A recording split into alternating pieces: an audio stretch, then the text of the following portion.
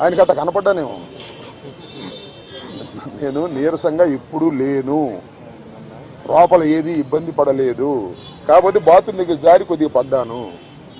నా అంతా నేను ఎవరి తప్పు లేదు. ఆ బాత్రూమ్లు అన్నీ ఉంటాయి కదా, మనం అలా ఉన్నాయంటే జైల్లో ఎలా ఉంటాయి అలాగే ఉన్నాయి. దాని గురించి పెద్ద ఏమైనా షవర్ ఉందా? లేదు కదా. So I don't care all these things.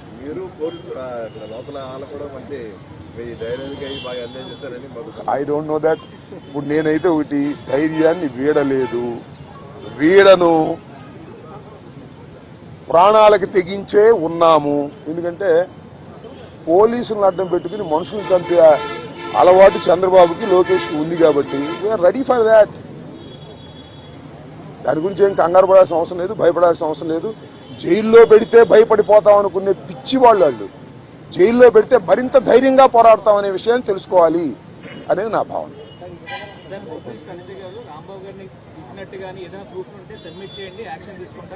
చూశారుగా మీరు, సోషల్ మీడియాలో చూడలేదా? నన్ను తిడతా ఒక ఆమె వీర విహారం చేసింది. వాళ్ళు కళ్ళుండి గుడ్డి వాళ్ళు పక్షపాతంగా వ్యవహరిస్తున్నారు. హోంమంత్రి చేతిలో ఉంది గారి గుడ్డి మైక్ తప్ప. ఆమె మైక్ హోంమంత్రి, అంతా లోకేష్ చంద్రబాబే కదా మానిటర్ చేసేది. ఆమెం చేస్తుంది పాపం, అనిత ఏం చేస్తుంది? ఉన్నా ఎంజాయ్ చేశాను. ఎందుకంటే ఒక రాజకీయ స్ఫూర్తితో రాజకీయాల్లోకి వచ్చినటువంటి వ్యక్తిని నేను, పట్టుదలగా ముందుకు సాగే వ్యక్తిని జైల్లో పెడితే భయపడిపోయే వ్యక్తిని అంతకంటే కాదు, మరింత ధైర్యం. నేను చాలా వివరంగా గుంటూరు వెళ్ళిన తర్వాత మళ్ళా మాట్లాడతాను. నేను అందరికీ ఈ సందర్భంగా నా ధన్యవాదాలు తెలియజేస్తున్నాను. నాకు ఎవరైతే సపోర్ట్ చేశారో ఈ సంఘటనలో, ఎవరైతే మద్దతు పలికారో వారందరికీ నా హృదయపూర్వక ధన్యవాదాలు. అలాగే కొంతమంది మద్దతు పలకలేదు, వారికి కూడా నా ధన్యవాదాలు. వారు ఏమన్నారంటే పెద్ద మాట అన్నారు, దానికి కూడా నేను గుంటూరు వెళ్ళిన సమాధానం చెప్తా. అదేమన్నారంటే అసహ్యంగా మాట్లాడితే దాడులు చేయరా అని. అసహ్యంగా మాట్లాడితే దాడులు చేయదలుచుకుంటే ఎంతమంది మీద చేయాలి? అసహ్యంగా మాట్లాడే వాళ్ళ మీద. అది ఒక అంశం. వాళ్ళకు కూడా నేను రేపు నా సమాధానాన్ని తప్పనిసరిగా చెప్తా. 18 రోజులు నన్ను జైల్లో పెడితే నేను భయపడతాననుకున్నారేమో. భయపడే ప్రశ్న ఈ అంబటి రాంబాబుకు ఉద్భవించదని మనవి చేస్తున్నా. ఎందుకంటే ఈ చంద్రబాబు నాయుడు గారి ప్రభుత్వం వచ్చినప్పుడే జైల్లో ఉండటానికి సిద్ధపడ్డానని కూడా ఈ సందర్భంగా మనవి చేస్తున్నా. నన్ను హింసించాలని, నన్ను జైల్లో పెట్టాలని చంద్రబాబు, లోకేష్ ఎప్పటి నుంచో ప్రయత్నం చేస్తున్నారు. ఎక్కడో దొరికాను, లోపల పెట్టారు. చూద్దాం, టైం విల్ కమ్ అగైన్. పరిస్థితులు మళ్ళా మారతాయి. ఈ పాపానికి వారు పరిష్కారం చేయక తప్పదని కూడా ఈ సందర్భంగా నేను మనవి చేస్తున్నాను. రాజమండ్రి సెంట్రల్ ప్రిజన్ నాకు పట్టుదలను పెంచే ఒక శిక్షణా కేంద్రం అని కూడా ఈ సందర్భంగా నేను మనవి చేస్తున్నాను. మరింత పట్టుదలగా, మరింత కసిగా ఎన్ని కేసులు పెట్టినా,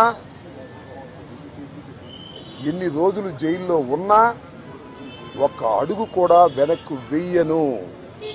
జగన్మోహన్ రెడ్డి గారి నాయకత్వంలో ఈ కూటమి ప్రభుత్వాన్ని ప్రజాస్వామ్యబద్ధంగా కూల్చేంత వరకు ఈ పోరాటం ఆగదు. ఎన్నిసార్లు జైల్లో పెట్టినా వెనక్కు వెళ్లే ప్రశ్న లేదు. అన్యాయంగా, అక్రమంగా జైల్లో పెట్టారు. నా ఇల్లు దహనం చేయడానికి ప్రయత్నం చేశారు, నా కార్లు బగలగొట్టారు, నా ఆఫీస్ బగలగొట్టారు, నా పెళ్ళాం బిడ్డల్ని తరిమి కొట్టారు, నన్ను చంపడానికి ప్రయత్నం చేశారు, తీసుకొచ్చి జైల్లో పెట్టారు. ఏమైంది? ఏమైద్దని అడుగుతా ఉన్నా. చంద్రబాబు నాయుడు అడుగుతా ఉన్నా, లోకేష్ని అడుగుతా ఉన్నా. ఏమైద్ది? ఏమీ కాదు. మళ్ళా కాలం గిరున తిరిగి వస్తుంది. అన్నిటికీ సమాధానం ఇవాళ చాలామంది మిత్రులు మాట్లాడారు. బయట జరిగిన సంఘటనలు నాకు తెలియదు, చాలా తక్కువ మాత్రమే, పేపర్లో ఉన్నవి మాత్రమే నేను తెలుసుకున్నాను. జైలు జీవితాన్ని నేను అనుకోకండి, ఎంజాయ్ చేశాను. ఎంత కఠినంగా ఉన్నా ఎంజాయ్ చేశాను. ఎందుకంటే ఒక రాజకీయ స్ఫూర్తితో రాజకీయాల్లోకి వచ్చినటువంటి వ్యక్తిని నేను, పట్టుదలగా ముందుకు సాగే వ్యక్తిని జైల్లో పెడితే భయపడిపోయే వ్యక్తిని అంతకంటే కాదు, మరింత ధైర్యంగా పోరాట పటిమతో ముందుకు వెళ్ళేటటువంటి వ్యక్తిని కూడా మనవి చేస్తున్నా. ఎప్పుడు ఎక్కడా తప్పు చేయలేదు. పొరపాటు మాట్లాడితే వెంటనే పశ్చాత్తాపడ్డా. పశ్చాత్తాపానికి మించిన ప్రాయచిత్తం లేదంటారే, మరి ఏమిటి? ఎంతమంది పశ్చాత్తాపడ్డారు? నేను తప్ప ఎవరైనా పశ్చాత్తాపడ్డారా అని అడుగుతా ఉన్నా. సరే, ఏది ఏమైనా టైం విల్ డిసైడ్. ఒకటి మాత్రం నేను చెప్పదలుచుకున్నాను, నాకు ఈ సందర్భంగా సపోర్ట్ చేసినటువంటి వారందరికీ కూడా పేరు పేరున నా హృదయపూర్వక నమస్కారాలు, ధన్యవాదాలు. నా పార్టీ కానివారు కూడా నన్ను సపోర్ట్ చేశారు. దాడులు చేయటం తప్పన్నారు, దాడులు అన్యాయం అన్నారు. ఒకవేళ తప్పు మాట్లాడితే కేసు పెట్టి లోపల పెట్టాలి కదా, ఇంటి మీద దాడి ఏంటి అన్నారు. దాడి చేసిన వాళ్ళకు బెయిల్ వచ్చింది. దాడి చేయించుకున్న నాకు 18 రోజుల తర్వాత బెయిల్ వచ్చింది. ఏం చేయగలిగారు? ఏం చేస్తారు?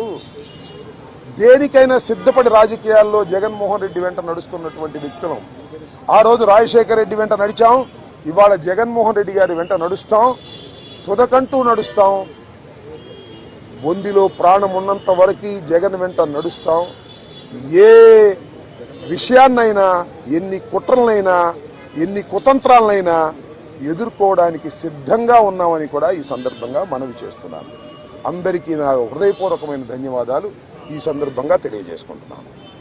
మళ్ళా రేపు వివరంగా గుంటూరులో ప్రతి విషయం గురించి కూడా నేను మాట్లాడతాను. ఇంకొన్ని అడిగితే అడగండి.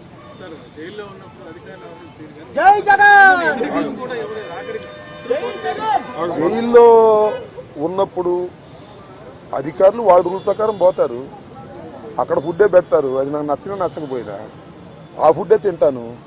ఏం కలకాలం తింటాను ఆ ఫుడ్. ఆ పెట్టిన ఫుడ్ నాకు నచ్చలేదు, ఎందుకంటే కొద్దిగా డబ్బులు ఉండవాళ్ళం కదా, మంచి ఫుడ్ తింటాం. జైల్లో మంచి ఫుడ్ కావాలంటే వస్తుందా? కోర్టు వారు నాకు ఆర్డర్ ఇవ్వలేదు. ఓకే, జైలు అధికారులు వారి ప్రవర్తన వాళ్ళది, వాళ్ళు నాకేమో స్పెషల్గా ఏం చూడాల్సిన అవసరం కూడా నేను ఎప్పుడు కోరుకోలేదు, కోరుకోను కూడా. సామాన్య ప్రశ్నలుగానే ఉండటానికి నేను ఇష్టపడ్డాను.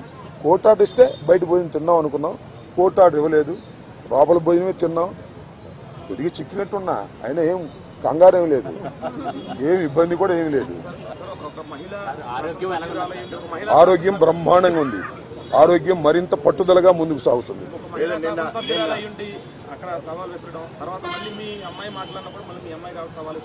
సరే, ఇప్పుడు వాళ్ళ గురించి వాళ్ళని ఉపయోగం ఉంది. చంద్రబాబు మానిటర్ చేశాడు, లోకేష్ మానిటర్ చేశాడు దాడిని.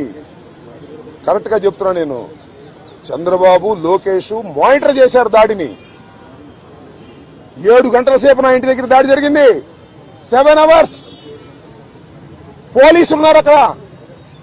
ఇంతకన్నా ప్రజాస్వామ్యంలో ఏం కావాలి చెప్పండి, నాకు అర్థం కాల. 5 గంటలకు వచ్చి 12 గంటలకు వెళ్ళారు. తెలుగుదేశం కార్యకర్తలనండి, దుండగులనండి, దుర్మార్గులనండి, గంజాయి బ్యాచ్ అనండి, పోలీసులు అందరూ అక్కడే ఉన్నారు.